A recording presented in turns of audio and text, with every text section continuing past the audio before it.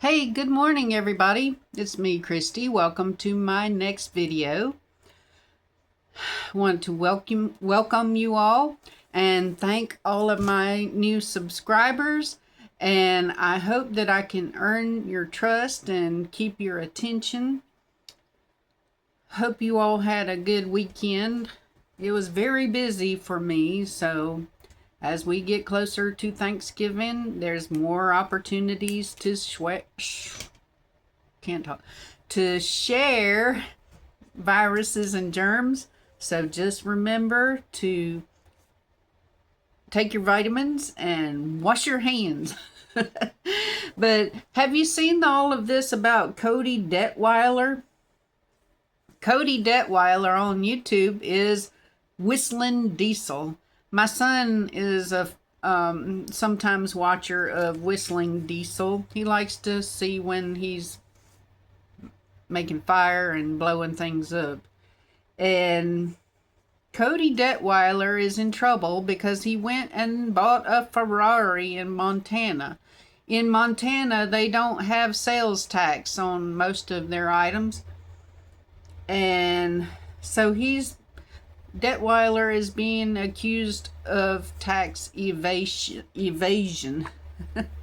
Now, in one of my videos previously, I talked to you about how places like Turning Point, they have they're a 501(c) organization, so that means that they can't put their opinion out in politics. But how they do this is then they have these PACs, and then with the PACs, they start LLCs to where they can run these operations and their shelters, kind of like that Rolling Stones song, Gimme Shelter. But anyway, it's not good for the goose and for the gander in cases of us and them. And maybe Cody needs to go and learn a little bit more about LLCs and how Turning Point does some of the things that they do, because it really isn't fair. Like I said, I go to the bank. If I ask for $500 out of my own bank account, if I had $500, but if I asked for $500 out of my own account, they'd want to know what I was doing with it. And Lord forbid you sell an item in your house or something and make some money. You got to tell them how you came across all that money, you know. But these places like Turning Point USA and all of their subsidiaries, they are just making bank. Like I said, y'all don't need to donate to Erica because she's already set. She's got like 3 or 4 houses. But anyway, Cody, if you happen to come across this, you need to go figure out how Turning Point does it, because you got to play by their rules. But today's video is going to be entitled, There's No Grift Like the Christian Grift. If you know me, you know that I have given my history of once being caught up in the independent Bible-believing fundamentalist Baptist church. And for a woman, it's extra fun. You get to wear those fancy culottes, and is a lot of rules, mostly directed at women. If you get back, start looking more into it, I'm like, why does the husband get to go to the mall and buy mall clothes, but I gotta either go to somebody that can sew or go to the Goodwill or something to find these funky old blue jean skirts and, like I said, culottes. You can't wear pants, but you can wear culottes. Anywho, I digress. Um, but as I've been searching for information on all of this Charlie Kirk and Rob McCoy and stuff like that, I found a close association and it kind of struck a chord. So I'm going to divert and take you to Whitefish, Montana. There's a ministry that was started by Mike and Pam Roselle. It's called Potter's Field Ministries. And today we think about our young people, their impressionable minds. And a lot of children, when they go off to college, they come back to you completely foreign individuals from what you raised them. You're like, how did I end up with this little socialist, And where did you get all of these crazy ideas? And I didn't know you were a girl. But anywho, the same thing happens in some Christian ministries, and one such as Potter's Field Ministries. Like I said, it was founded by Mike and Pam Roselle, and it operated a missionary training program called Ignite, and ran an international mission sites and owned a chain of restaurants called Mudman Burgers, which, by the way, is now back in action, all staffed largely by unpaid and low-paid interns. See, they get these young kids, like I said, interns. You know that you're going to volunteer so that you can start getting your foot into the corporate ladder. And I'm going to talk about that ladder in a later video. But you're trying to climb the corporate ladder, and they take advantage of, many places take advantage of free labor. But what they do is they offer these kids jobs, but then tell them that they've got to work so many hours as charity, So they're low paid. In 2019, the ministry collapsed. I'm sorry, I feel a sneeze coming on. In 2019, the ministry collapsed after more than 100 former interns and employees came forward with allegations of labor exploitation, psychological and spiritual abuse, financial irregularities, and some sexually inappropriate and coercive behavior within leadership structures.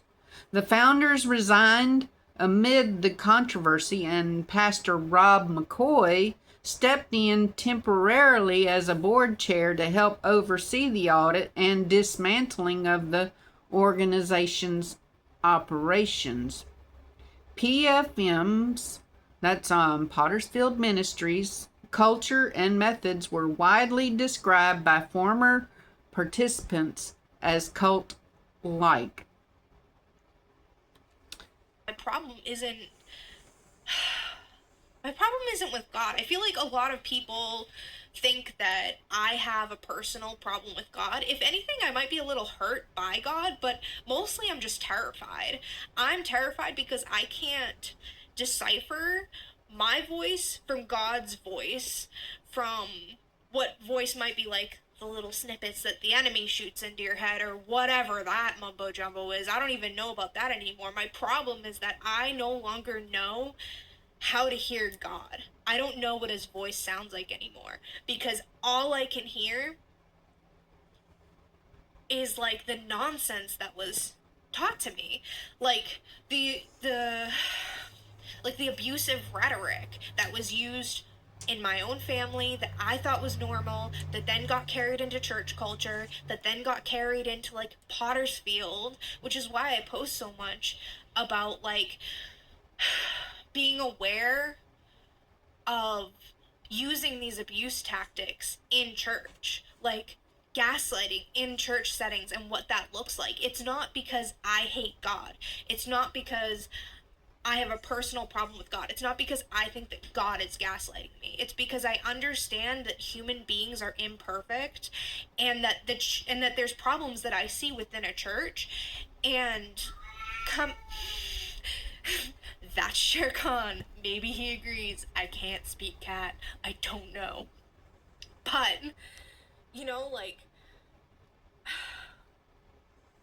as a Christian, and I don't even know if I can consider myself a Christian anymore. Like, I don't want to be labeled like that. Like, I don't like Christians. I'm hurt by Christians. I'm not hurt by God. I would like to know what God would say to me at this point. Like, I would like to understand God's voice again. My problem is with the fact that there is, like, Christian people's voices mixed and meshed and melded in with what should be God's voice. And a lot of that is because Christians will take scripture and manipulate it and use it against you. And that's not right. Major allegations against Pottersfield Ministries included: 1. Abusive working conditions and labor violations. Former staff and interns claim they work 60 to 80 hours a week, often for very low pay. Some said their contracts classified anything over 40 hours as volunteer work, which could violate labor laws.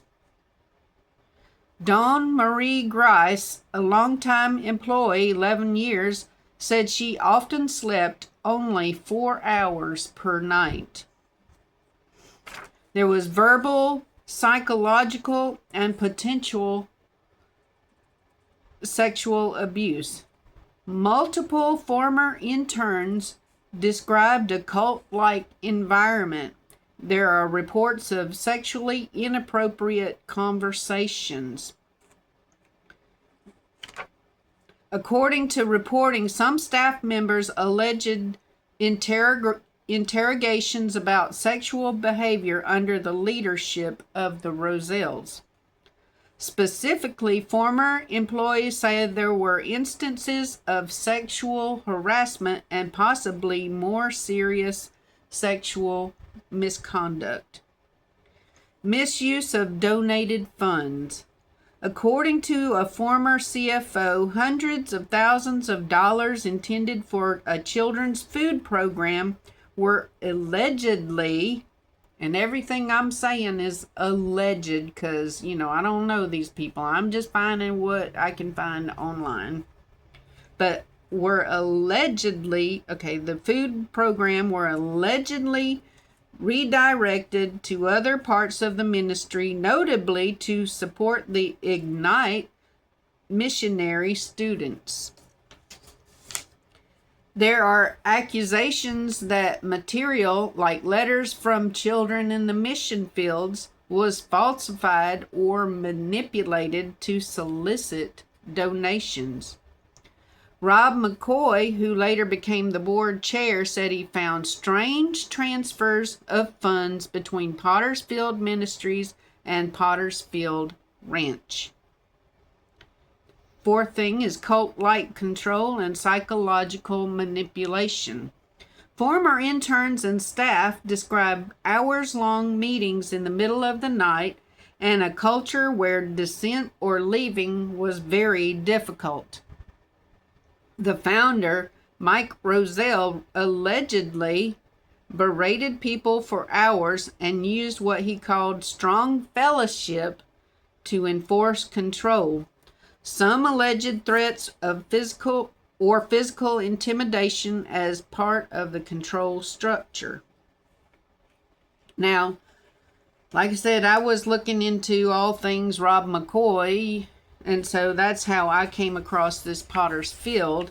But I will simply say that Rob McCoy, I think his church was connected to this Pottersfield, but then since they have cut ties with it. Rob McCoy came in as a cleaner upper or something like that. And yeah, I think it was so bad that even he was like, I don't want nothing to do with all this. You know, he cut ties with them.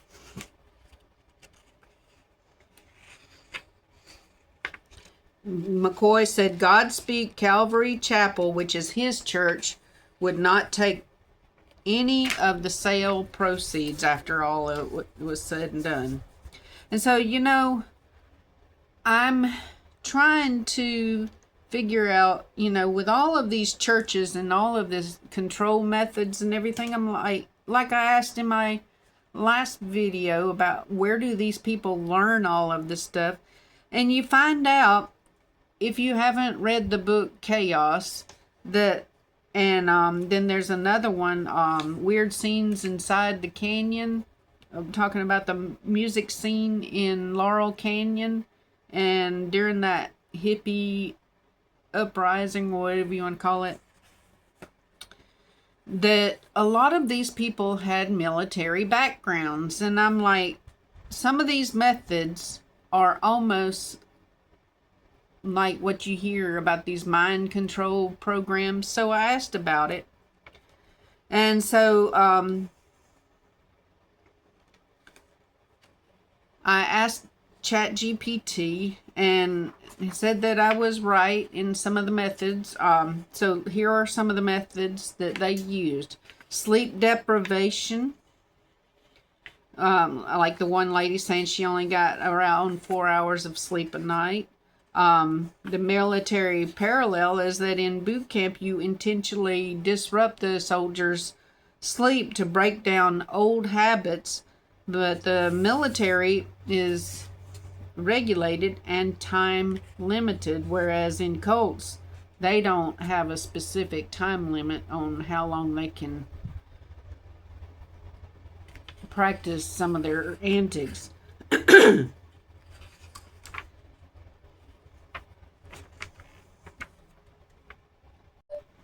You know, these kids, mostly kids, were separated from their families. And like I said, this ministry reaches out to places like Uganda and, you know, foreign ministries and all. And so these kids, they're cut off from their families. They are cajoled into behaving in a like manner. You know, you've got to be assimilated into their thoughts, you know, uniformity of behavior and thoughts. They have very strict standards of how you're supposed to behave and everything. So, anyway, like I said, I was looking into all of this, and there's this thing called the Lifton's 8 Signs of Thought Reformed. The first thing is Melo control. Controlling the environment, especially what you see, hear, read, and who you talk to. You know, like I said, it was such an eye-opening experience for me. Here I am adhering to this behavior that was dictated to the church, and, you know, like I'd take it home and I was so strict about, you can't read this book and you can't watch this movie. And then to go to the pastor's house and see some of these things on his shelf that, based on his teaching, I would not have had in my house. So, anyway, they control, like, what you can read and stuff like that. And especially when you're in an atmosphere where you can't go home, so they can kind of drop in anytime they want to and see what you're getting into. Like I said, they cut you off from family and friends.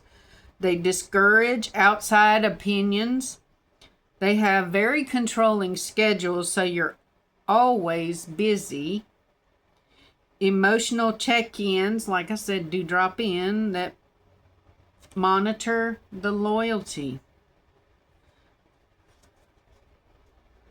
when they can control the flow of information, they can control your reality.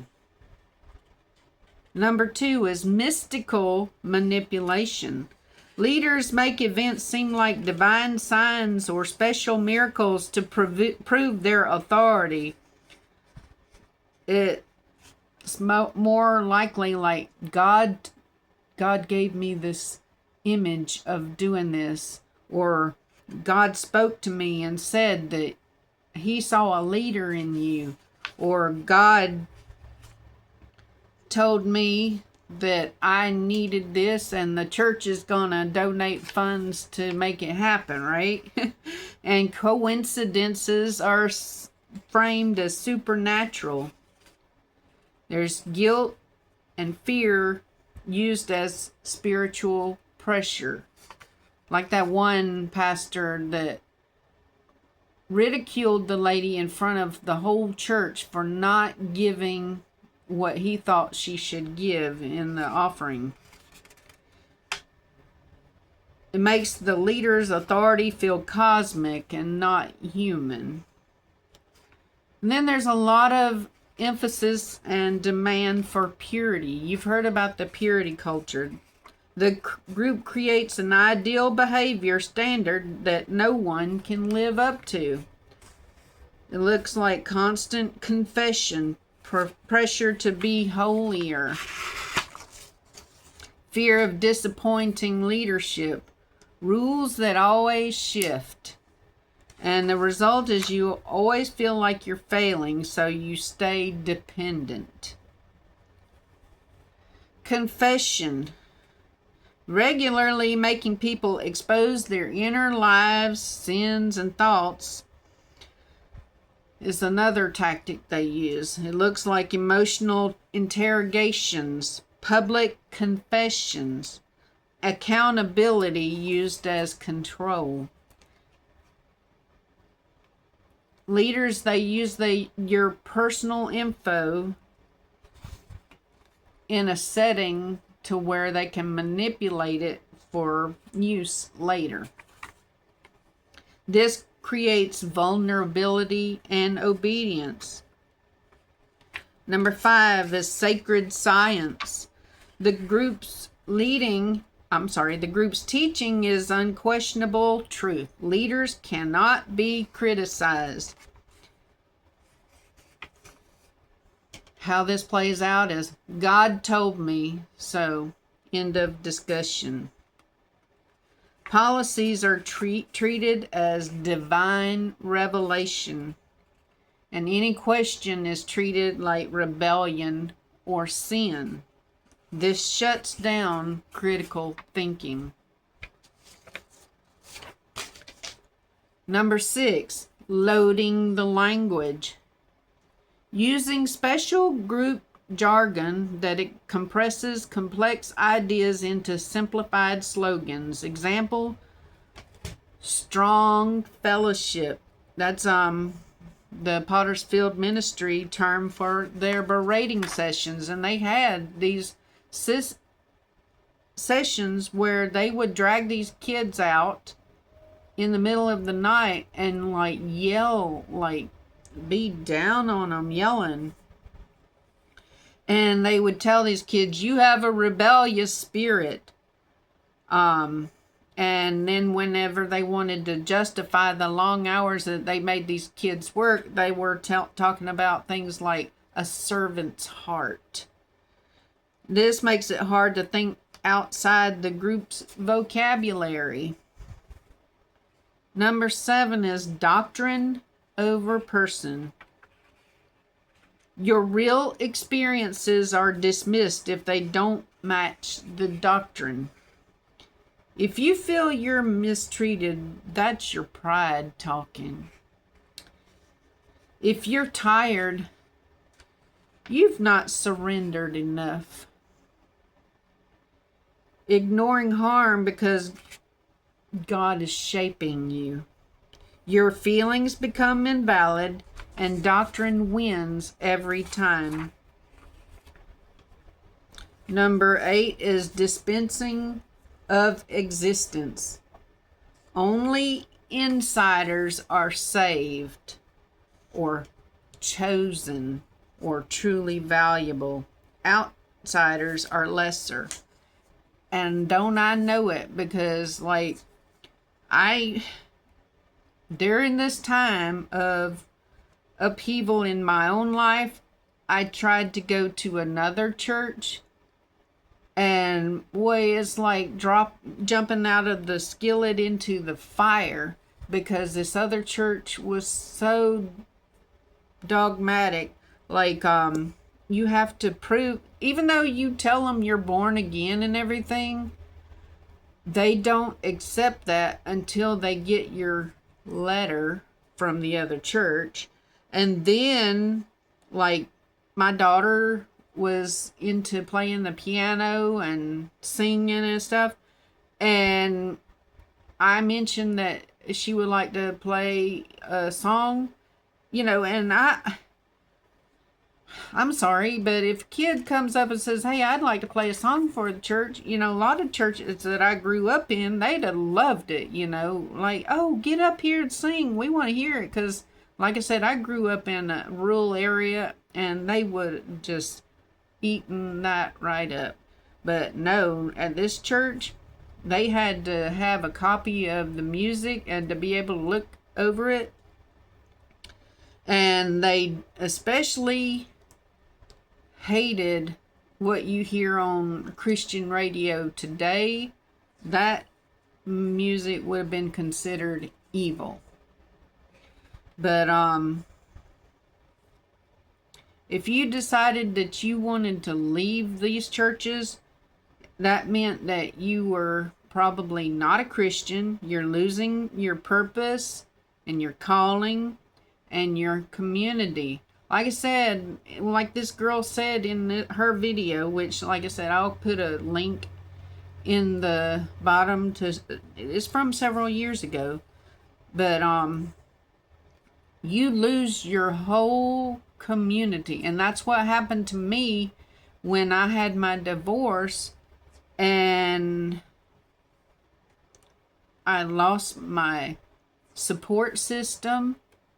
I went to I went to a Steak and Shake, and the associate pastor and his wife, they saw me coming in with my two girls, and they didn't welcome me or anything like that. They sat there like talking about me, and I just felt so awful. And when you lose that connection to what you've come to know as your family, you're lost, and you are going to latch on to something sometimes even worse than what you were in before in your, like I said, and I always refer back to another video where I said all of these helping hands. Former members are treated as dangerous. She's trying to cause division. Don't listen to her. And then, like, one I've been told is, oh, the Bible says that if you don't follow this way of thinking, you could end up in hell. I've heard that one a lot. And this keeps people in line, and it makes people adhere to the status quo. But I've gone on long enough. I appreciate your time. I thank you so much for my new followers, and I hope that I can continue to give you information and videos that you will enjoy and you'll stick around. I hope I can earn your trust, because it just makes my heart so happy when I see comments, and like I said, when people follow and click that like button. Like I said, it just makes everything so worthwhile. And I appreciate your time, and I hope you have a wonderful rest of your week. I will talk to you again later. I bought myself a new t-shirt, and I'm going to show it to you, and I might do a little dance for you all. And then I have, like I said, that ladder of success video that I want to talk about later on in the week. So I'll talk to you later. Love you all.